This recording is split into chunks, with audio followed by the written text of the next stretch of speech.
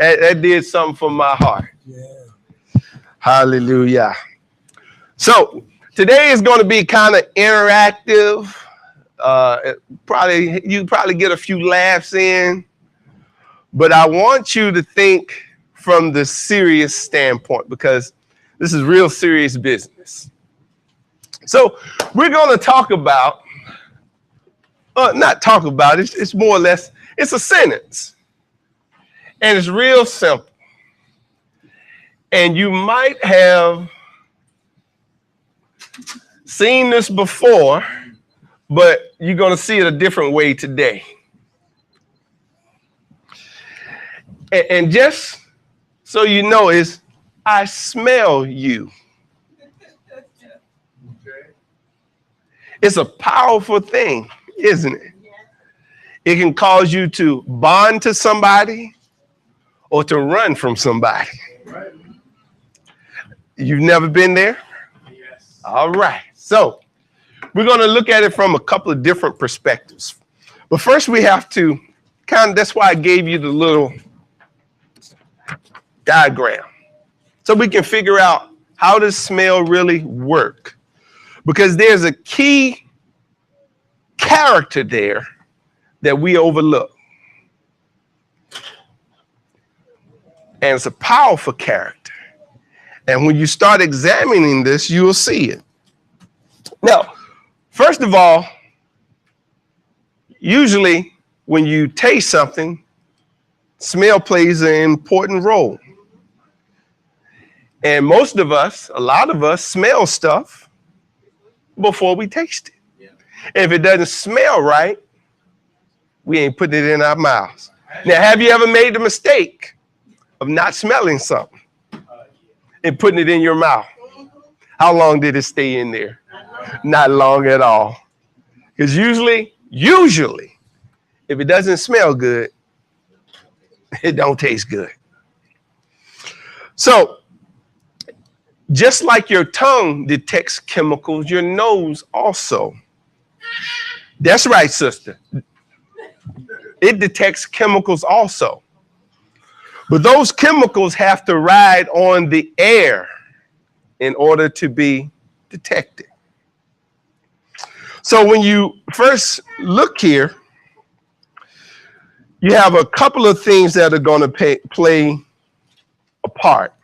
And just to, if you're going to talk about sound, then air pressure plays a part. If you're going to talk about sight, then light plays a part. When you talk about smells, chemicals in the air or in our food plays a major part of that. And even though they're separate, they work together.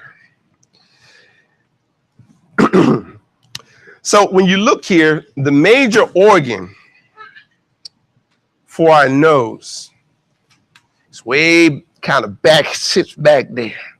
That's why when you get something that smells bad in your nose, you be trying to blow and get it out. Yeah, I've been there before. And it's the olfactory. And the olfactory bulb sits right above your nasals. So I've been all clogged up before. When you get clogged up, you can't smell anything. Now, have you ever been to, say, a perfume place? And you smell, after you smell so many things, your nose becomes saturated. So they'll give you either coffee or some type of bean to help clear it up so that you can start to smell clear again. Now, you may not know this, but your nose regenerates the tissues, the cells in it, every 30 to 60 days. That's so you can smell better. Can you imagine having all that crust in there and trying to smell? Now, me, to keep my smell on tack, I have to do nasal rinses because I'm allergic to everything. Dogs, hair, you name it, cat hair, dog hair, ragweed, pollen, dust, mold, all of it. Anybody else like that? I'll get to sneezing, can't stop, and then I have to clear it out. So just a few facts about smelling. Now, they used to, since 1927, they only thought we had 10,000, could distinguish 10,000 different types of smells. But now they've discovered that we can detect over 1 trillion. This is a recent study. Distinct scents. Now, this is just us. We're human. I need you to put this in perspective. We are human and we can detect that many types of scents or distinct scents. So some of the most, and I can attest to this, pleasant scents include vanilla.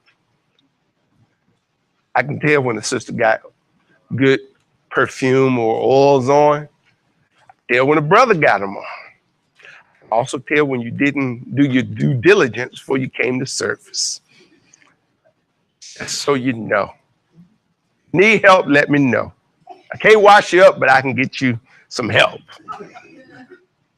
Okay? Cinnamon. That's awesome. And it just so happens, these are some of the scents that are incorporated in some of the things, oils that we make. Crayons. That was one that shocked me. Also cookies. I don't know when somebody baking cookies. I ain't had a home baked cookie in a minute, but we leave that one alone. Now, here's an interesting fact.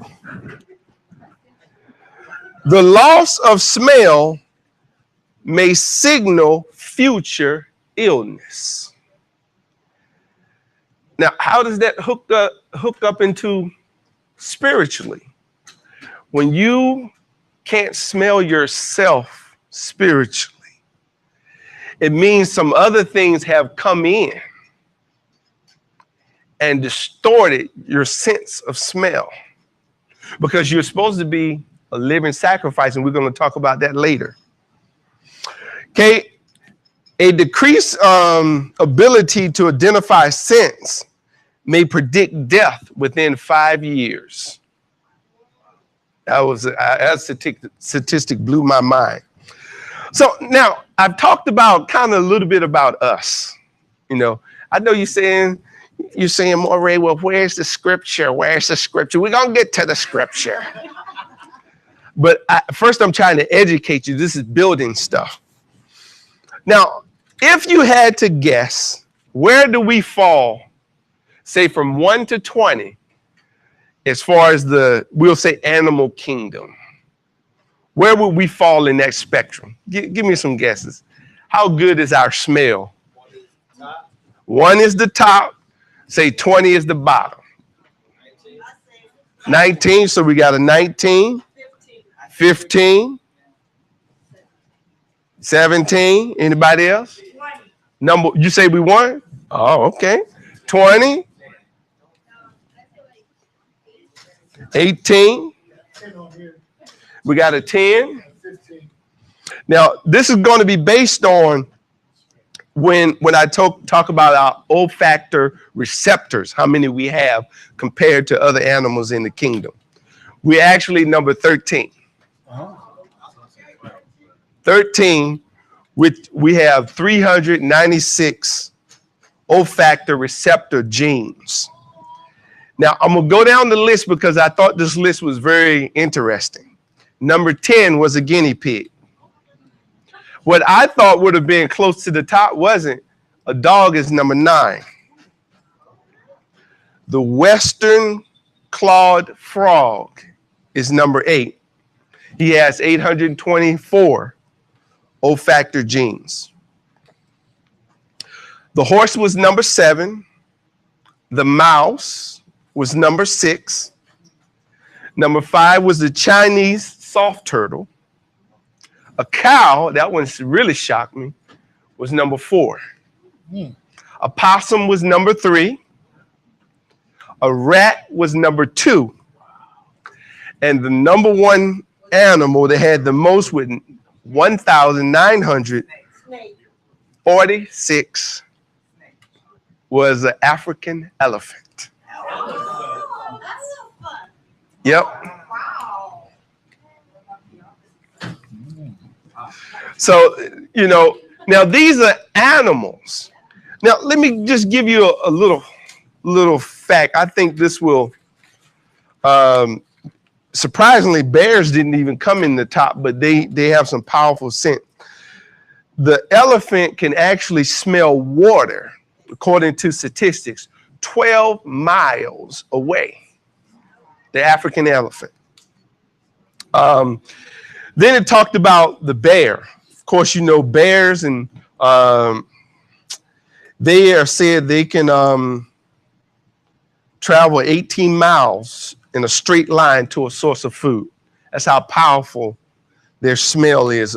And a polar bear can smell a seal under 3 feet of ice. Now, we're talking animals. We haven't even gotten to the creator. This is where I'm trying to, I want you to get a picture. I'm trying to paint a picture of you for you before we even get to him. This is his creation we're talking about. Okay. Of course, we talked about the elephant a little bit. Now, for us, we have to put this in perspective, because smell plays an important role in our everyday life. And most of us want to be around people that are pleasant to the smell. I know I do. You know, that's why if I'm coming home from somewhere and I'm sweating, time to jump in the shower. I'll shower 3 times a day if I have to. Because I don't want to admit certain odors that are offensive. I want to, I give you a good example. I like to wear Egyptian musk. So I'll bathe in that stuff. Y'all know Maury wears stuff too. Y'all can smell him before he get here. But went to Walmart. I'm walking through Walmart. I had a woman follow me through Walmart. And then she finally confessed, you know, I've been following you. You just smell so good. I'm like, you know, I can't hate her or nothing. I just, okay, thank you. Well, it's African musk, just in case you want to get some. Egyptian musk. So smell plays an important role. And some of the places that are concealed are where it can smell the most.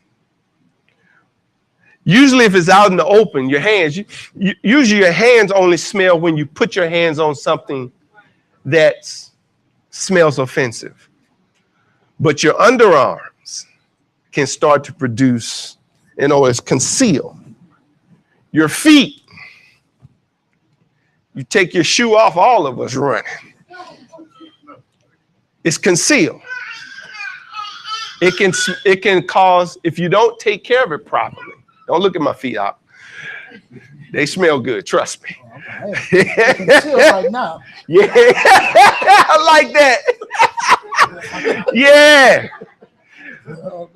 And of course, you know, your private areas, you know, if you don't take care of them, they will, just like he holding his thing over his mouth, it can make you want to not breathe when you're around that person. You get around, you preach out. I'm just being real with you. So we're dealing with smell. So not only do we have to deal with the smell, when we deal with smell, we have to deal with the source of the smell. We're going to get to, and we might just cover it a little bit, and I think that's why I didn't put it in a certain place, but I had it here in my mind. I'm just sitting at home, just going through stuff. Okay, Father, I'm going to put this thing together. So what we forget is what we eat can have a major impact on how we smell in the natural realm. So you hang around a person that eats a whole lot of garlic. Usually they're going to smell like garlic. Or they eat certain type meats. I don't know if you know, but if you're eating meats and you eat a whole bunch of meat, it has to come out somewhere, certain types of meat. Because remember, our meat today isn't exactly as pure as it was years ago. So certain type things. Can you think of anything else? Garlic, onions, alcohol? Man, smack. Man, you just don't like it. Okay? It does? Man, I be smelling like roses when I eat asparagus. What else, kid? When you get around, and this is not to be offensive if you're from this type of culture, they use a lot of turmeric. They'll smell like turmeric. Certain cultures you get around, certain spices that they use, those spices come out of their skin and sweat, and you can smell it. I didn't want to say that, but you said it. Well, you know, I try not to, just in case we have one of our brothers or sisters on, you know, I let them self-identify. Yes. So I say this because there is something we ingest spiritually. Now, if you go over to Deuteronomy, somebody get this, Deuteronomy chapter 8, verse 1.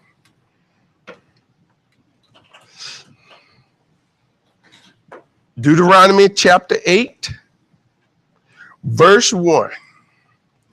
Now, I could pull it up, but I think I have somebody that has a powerful voice here. All the commandments which I command thee this day shall you observe to do. You may live and multiply and go in and possess the land which YAHUAH sware unto your fathers. Keep reading. And thou shalt remember all the way which YAHUAH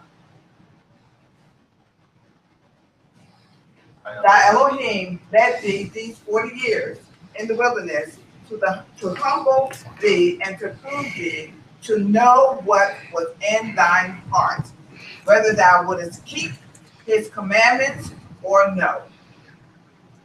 Keep reading, one more verse. And he humbled thee and suffered thee to hunger, and led and fed thee with manna, which thou knewest not, neither did thy fathers know, that he might make thee know that man does not live by bread alone, but by every word that proceedeth out of the mouth of YAHUAH. So here we have something that we have to eat, that you have to ingest.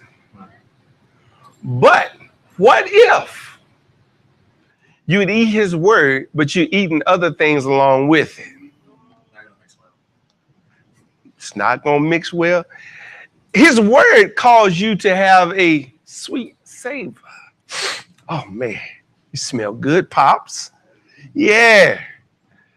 His word calls you to emit a nice odor that's pleasant to those that are righteous.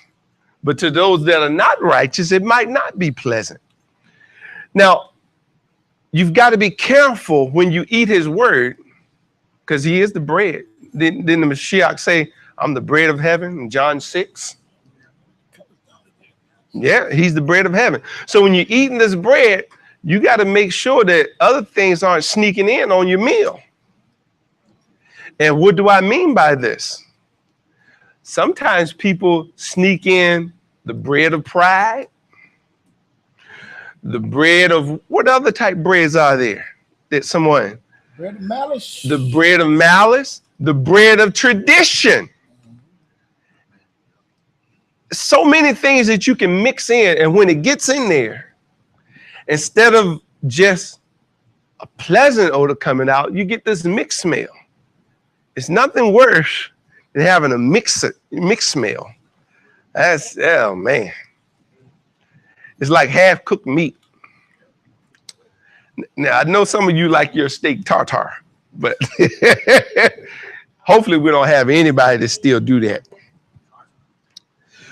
But I say this because if we're just ingesting his word, not man's doctrine, not tradition, not our own opinions, not our own emotions, not our own thoughts, if we're just ingesting his pure word, then the smell of righteousness will leap off of us.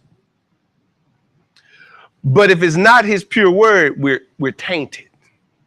Then some other smells are going to start to emit themselves. And they're going to come out of the hidden places. And usually come out when you least expect it. That's why I entitled my lesson, I Smell You. You can smell good or bad, but you emitting some type of odor. Every human being in here have their own distinct smell when they don't put anything on, any cologne, any deodorant. You got your own distinct smell. Yeah, you like it natural. Y'all know how y'all like the natural. So let's go to Genesis 27, verse 27. Very familiar passage. Maury went over it in the Torah portion. 20:27, Bereshit, Genesis. And he came near and kissed him.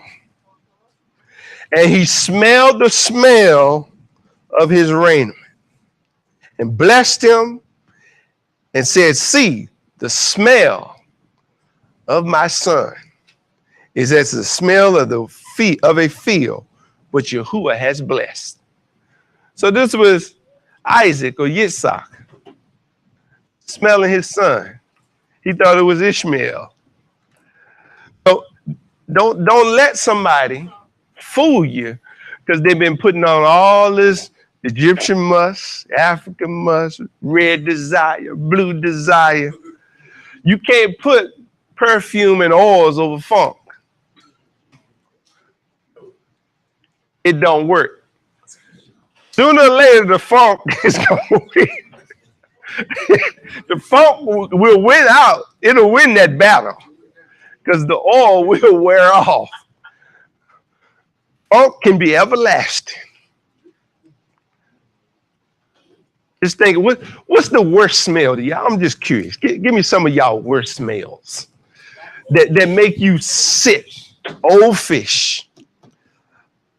I heard that twice, so that's got 2 votes. Oh, garbage truck. Huh? Mildew? Rotten egg. I ain't smelled a rotten egg in a long time. Rotten egg. Anybody else? Teenagers locker room. What? Say that again?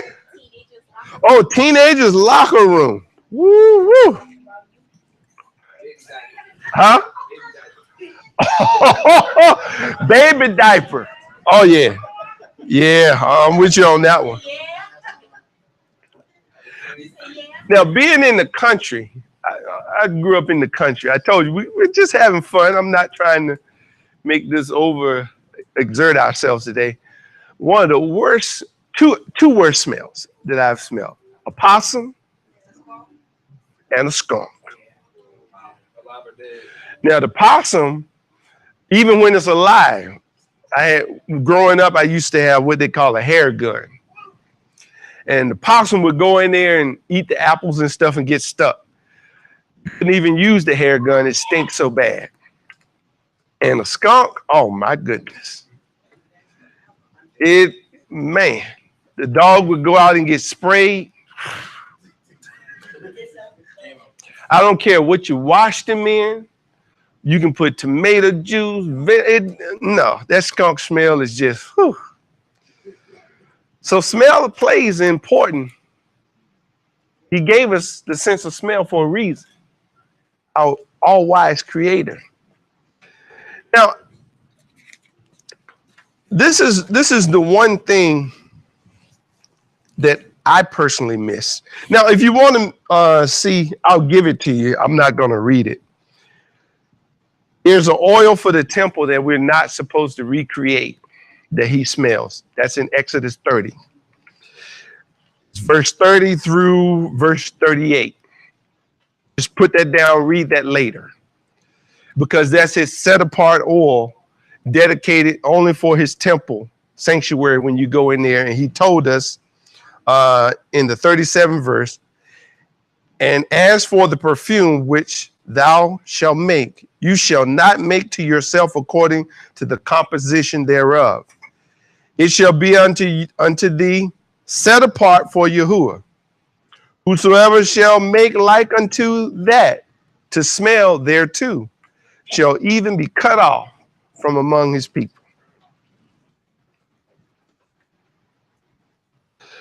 So, what I want to really get into is, remember I mentioned the word air.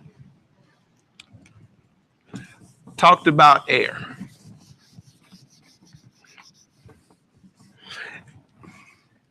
And when this is what we call it in the physical realm. What would you call this in the spirit realm? Ruach. You got it?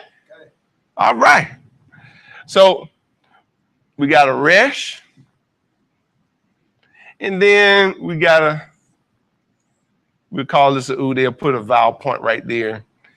And that's how they'll spell it in Hebrew. Ru and then ak. The vowel actually comes before it. So guess what? This is the root word for smell. And we're going to talk about that here in a second. So let's go to Genesis 8, verse 21.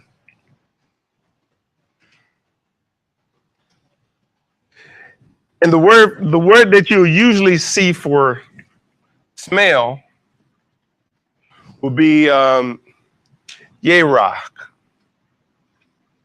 I don't want to make that look like a Dalit.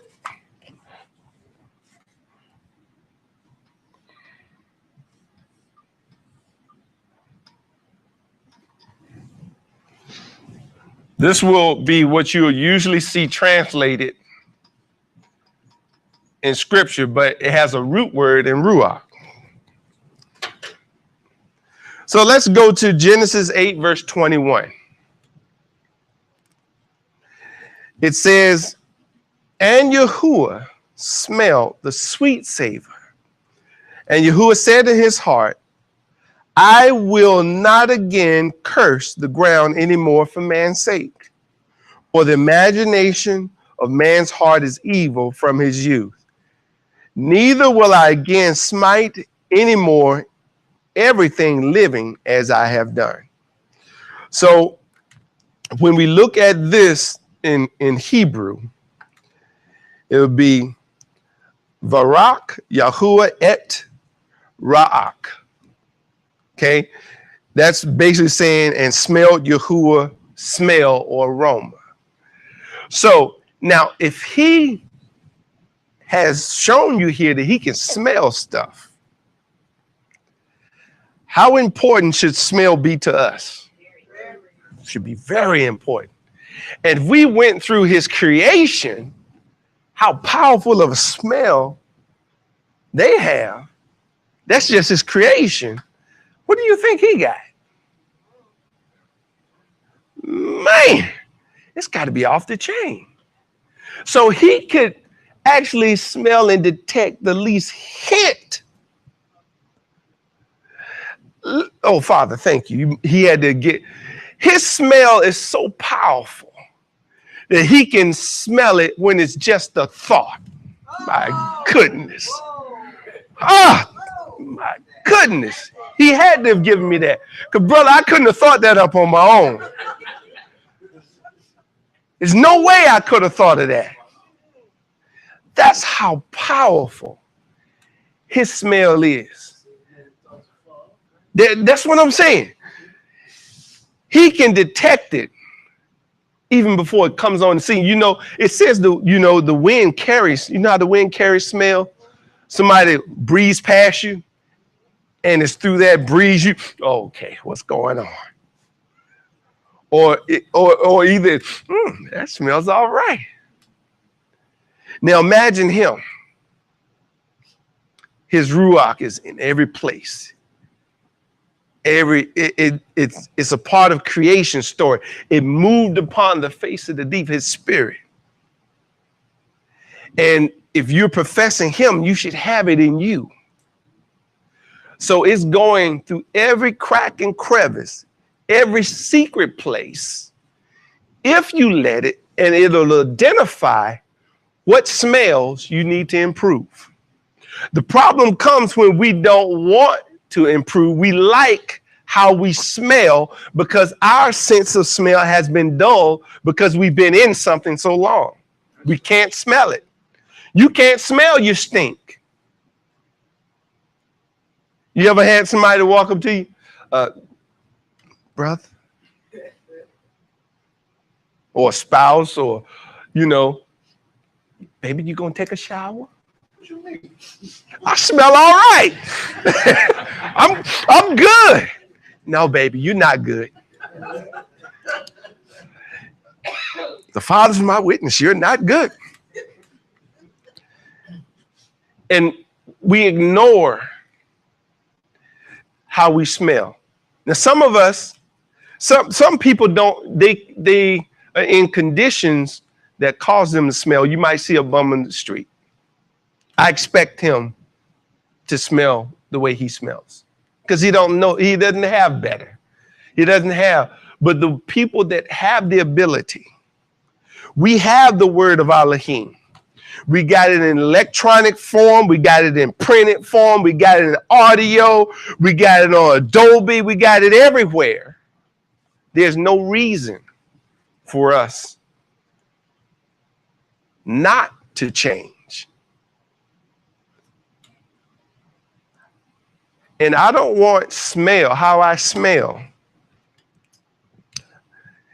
And let me tell you, some of these deodorants, it seems like I'm sidetracking, but I'm not. Some of the things you think that's going to work to keep the smell down are only a mask. They only mask the smell. Before you put some on to prevent smell, you have to take other preventive measures, like the washing by the word of Elohim. You got to get in this word and bathe yourself.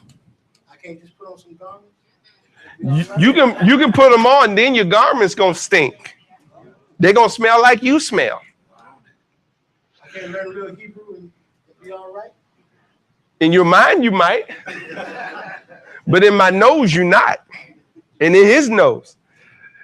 So you've got to take the word seriously and get this word clean.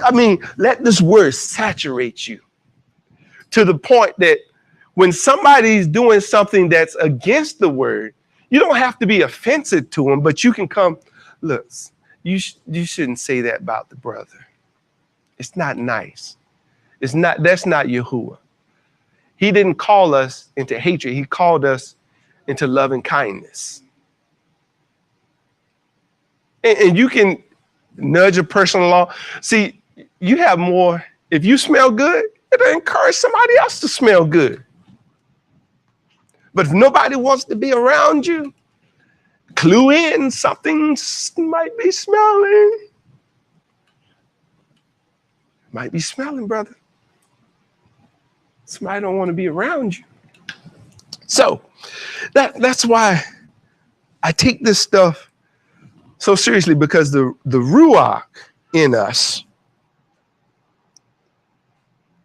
is there to point out what we need and to guide us.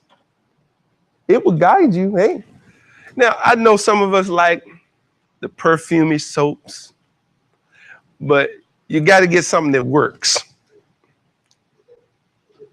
How many remember lye soap? Some cleaning agent. My mom used to make homemade soap. That stuff would clean. And ain't no doubt about it. It would clean. Once you're clean, now you can start to put the sweet smelling oils on. Not trying to mask something, but you're putting it on because you're clean. But if you're not clean, don't put no oil on. Don't try to, let's deal with the problem at hand. So, two different smells can exist. We almost at our end. I told you I wasn't going to be long. I call them two different smells. You can have the smell of righteousness or the stench of sin. It's your choice which one you want. Now, if you mix the two, you're in a real mess then, because he does not like mixtures. And I ain't talking about race, because many people construe that. I don't get into that because he scattered us to the four corners. And when you throw a seed out there, you don't know what is out there. It's in the dirt. What grows, grows. He's the one that's going to separate. Go ahead, brother. Yeah, you're going to, hopefully it's a good something, how you smell. A good cologne, a perfume or something. All right. So, when I was younger, before I even knew about the scriptures on how the Most High smells and all this, I had a dream, right? And in this dream, I'm walking down the street and I get snatched from my body. Mm-hmm. And I'm high above the clouds, but I can still see the ground, I can still see people moving around. And Yahushua's next to me. Now, I'm not allowed to see it or turn and look at him, but I'm allowed to be next to him. And he says, I'm going to show you what sin, how sin feels to us. Mm-hmm. And when I look down, I could just smell the smell of rottenness, like wow, steak. And I couldn't move from it. It was all around me. He said, this is what sin feels to us. And I woke up. Wow, that's powerful. The Father, thank you for that, brother. The Father just, what you saying that he gave me something else that's not even in my notes. When we talk about harvest time is an exact time when you pick the fruit when it's in its most pristine state, when it's at its best. But once it passes that, what does it do? It rots and decay. And that's what can happen when we don't stay in a fruitful state, when we get complacent, when we think we're better than others. Now we're overripe now. We become rotten. It becomes a stench and nothing worse. And what does the stench of rotten fruit attract? Flies, gnats, just all kind of stuff. Ekron. Well, I did that in last week's lesson. So let's see here. Now, what else I want to give you? I think I'll skip that whole part. I'm just working as the Father give me. I told you I can't stick to the script, so I might cut something out, put something in. Now, smell. That's kind of the last thing we're going to talk about. How smell will attract the blessing or the curse in your life. Okay, it's just like attracting people. He can't bless you. It's not that he can't do it, but if you're in certain states, you're not in a state to be blessed. So I want to read something from 1 Samuel. I thought this was very interesting. 1 Samuel 26, verse 19.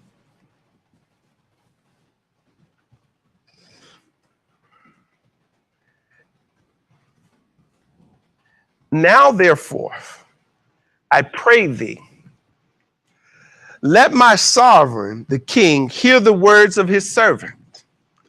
If Yahuwah has stirred thee up against me, let him accept. Now that word is Yerach.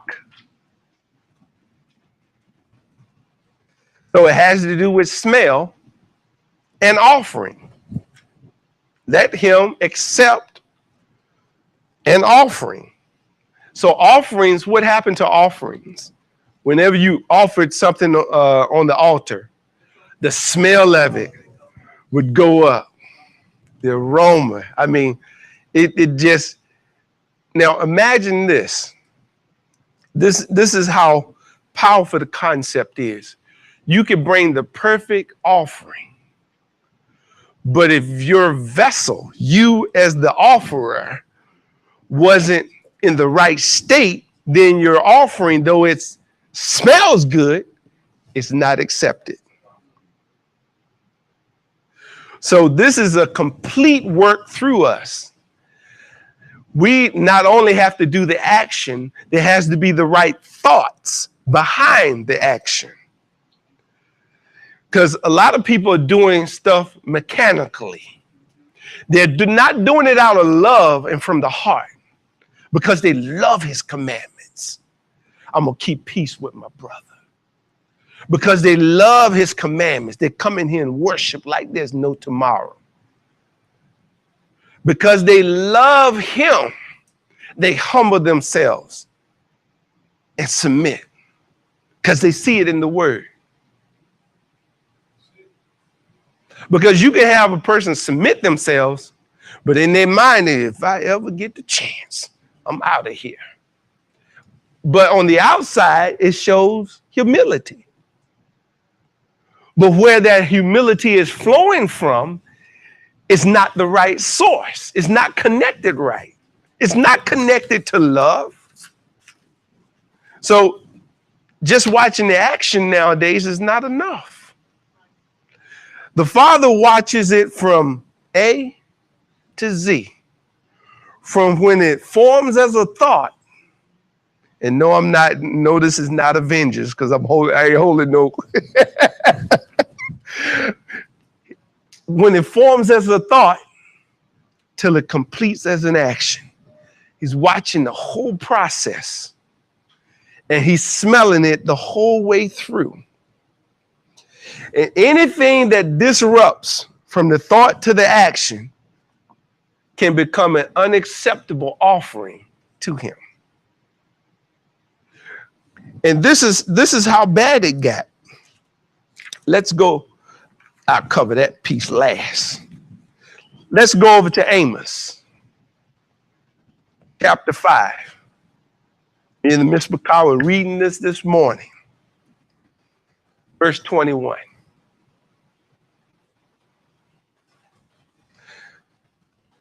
Now, they're doing the action here, but there's got to be a reason why he's saying this. He says,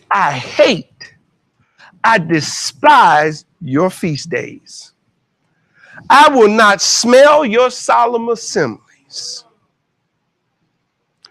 Though you offer me burnt offerings and meat offerings, I will not accept them. Neither will I regard the peace offerings of your fat beast. Take thou away from me the noise of thy songs, for I will not hear the melody of thy viols. Did I pronounce that right? Just making sure, because I know you're a music man, so you would know. But let judgment run down as water, and righteousness as a mighty stream. Have you offered unto me sacrifices and offerings in the wilderness 40 years, O house of Israel? But you have borne the tabernacle of Moloch and I had to look up the Hebrew for that one. Your image, the star of your mighty one. Oh, I didn't know a mighty one can have a star, but we'll talk about that some other time. Which you made to yourself, therefore will I cause you to go into captivity beyond Damascus, saith YAHUAH, whose name is the Elohim of hosts. Now, they were doing the action. He said he wasn't going to honor their, he's despised their feast days. He would not smell the solemn assembly. The actions were there, but the source wasn't right. It's coming from the wrong place. I don't know about you. I got a little work to do, you know. I'm not standing up here saying I got it all together. There are areas that need work. You know, particularly I was reading about the poor. And it doesn't necessarily mean the poor out there. I'm talking about the poor among us. How to do righteous and be righteous, because if you shut your bowels of compassion up, man, it ain't no joke what he's going to do to you. If they cry out, what does the scripture say? Whoa! Man, he is on fire. He going to hear them readily, and he going to seek vengeance. So it's a lot of things. How to, and I say this for all of us, because if you can smell fear, and if you want that scripture, we just about finished. That's Isaiah 11:3. Have you ever smelt fear? Like something's in the air and like a fear comes over you. It's a vibe, but you gotta smell it. It's just like an odor. And shall make him a quick understanding in the fear of Yahuwah. That word understanding there has to deal with smell. Because if you really fear him, you're not going to come before him any kind of way. No, sir. Now I want you to. I'm gonna leave this at this. I'm gonna stop right at this point. If you really have the fear of Yahuwah, okay. Sometimes when you go before him, man, Father, okay, I'm coming before you. Let me go take a shower. Okay. Let me be smelling good. Let me put some cinnamon on, put some frankincense, some myrrh, because I'm coming before you. And I know it's just a physical thing, but I'm imagining I want my spirit, because that's what's going to connect with him, to be in line, have that same plane. So I'm not coming before him backbiting. First thing I'm doing when I come before him, I'm addressing my sins. I'm addressing the forefathers every time, asking for forgiveness if I did something. Sometimes you can do something in ignorance. Scripture talks about that. I want to make sure I've covered every base when I go up there, and I don't want I ain't trying to get a father stuffy nose. That's just a figure of speech. So don't do it. I can hear somebody there. God don't get no stuffy nose. But I'm trying to relay a meaning, almost like a parable. I want to make sure that what he smells from me is all righteousness. Because anything that has even a hint of sin, it stinks to him. He can smell it. He can detect it. So my prayer is, Father, make me, since I'm a living sacrifice, according to Romans 12, make everything about me to smell like I'm supposed to smell. Now, sometimes you might go through something. Even you might endure some things. But it's to make you more like him. You might go through a sickness. But you got to think. This is how I think now. When I go through situations, I'm saying to myself, Father, are you using this to make me more like you? Are you trying to humble me? Are you trying to do something in my ruach, make me more like you? I don't look at it, everything that comes my way as the devil did it. Because if he suffered them to hunger, you read it, Ema. If he suffered them to hunger in the wilderness, so that they could learn a lesson that man should not live by bread alone, but by every word that proceeded out of the mouth of Yahuwah or Elohim. If he did that, Do you think those same principles work today? Does he have you on delay because your patience need to smell a little better? Does he have people around you that have hate? Maybe your love needs to smell a little better. See where I'm going with this? It's time to go into the hidden places of your heart and your mind, and time to tidy up. Not just cover the scent. Let's get the source. Pride.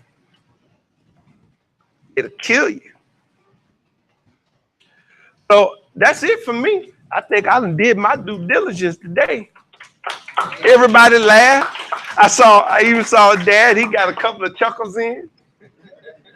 Yeah, I know you was thinking about yes, your own feet. I know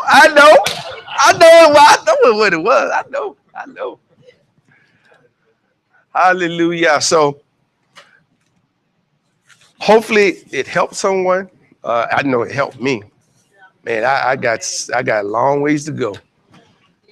How many more is you gonna hear say that? Not too many. I ain't there. Man, I need all of us need work. But I can speak specifically for me. Father, work on me, because I don't want to miss this kingdom. I don't want to miss this kingdom. No, I know we got no questions out there, so we should be good. Because if somebody asks me how they smell, then I can't help them. They got to ask the person next to them. All right. Hallelujah. You had something? Prayer and you know something there. Sometimes I just said, Father, I cannot come into your presence. I'm humbling myself, but I need your help so I can get into your presence because I'm not right.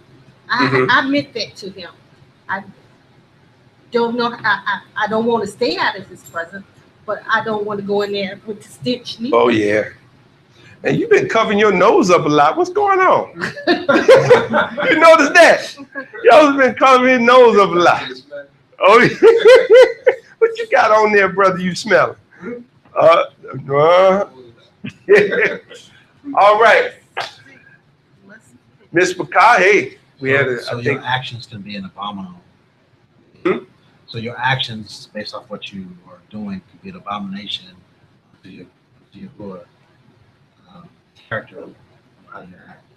From the thought, yeah, all the way to the action, the whole process. You gotta monitor that thing all the way.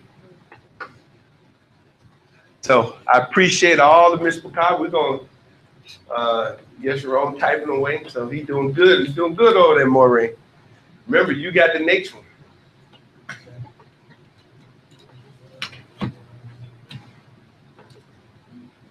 Man, look at all them folks on there. On YouTube. Not YouTube, on Zoom. Y'all doing this Zoom.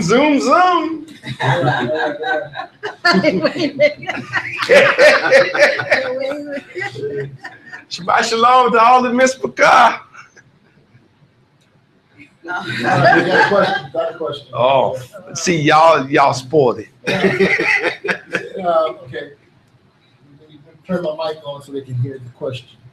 I said, was it Cain's thoughts that made his offering a reject? You think it was Cain's thoughts? That's the question. Well, when you go back and you start comparing, now this is Maury and my dad talk, so there might be more than one answer for this.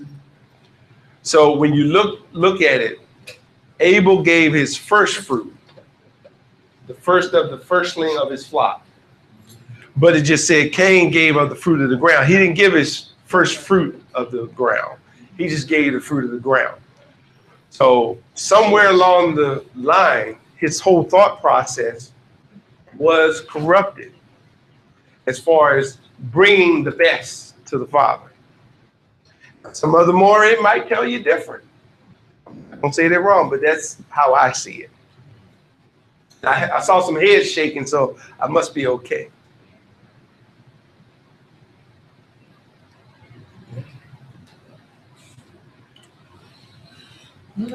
All right, let's stand, Ms. McCarver. Somebody else ask a question. No, no, I have no problem with questions. I love you all. You all are blessed. We're gonna ask Joseph if he dismissed us. Yes, he said I got the smell. Yeah. So Abba, for another Shabbat day that you allow us to come together and worship before you, Abba. I ask that you shine forth your blessings and pour down your favor upon us, blessed, Abba, as we walk into a new week to proclaim your name and walk out our righteousness, Father. Forgive us for all our sins, past and present, some things that we are even ignorant of. Forgive our ancestors, Father, who have dropped the ball, Father, ultimately been scattered to the four corners of the earth here. Abba, where we are, I pray that we present a favorable scent in your nose, Father, and that you pinpoint us exactly from where we are and bring us back home to the land that you desired for us. In the Son Yahushua's name I pray. Amen. Amen. So did you record that one on YouTube or it's on so I can go down?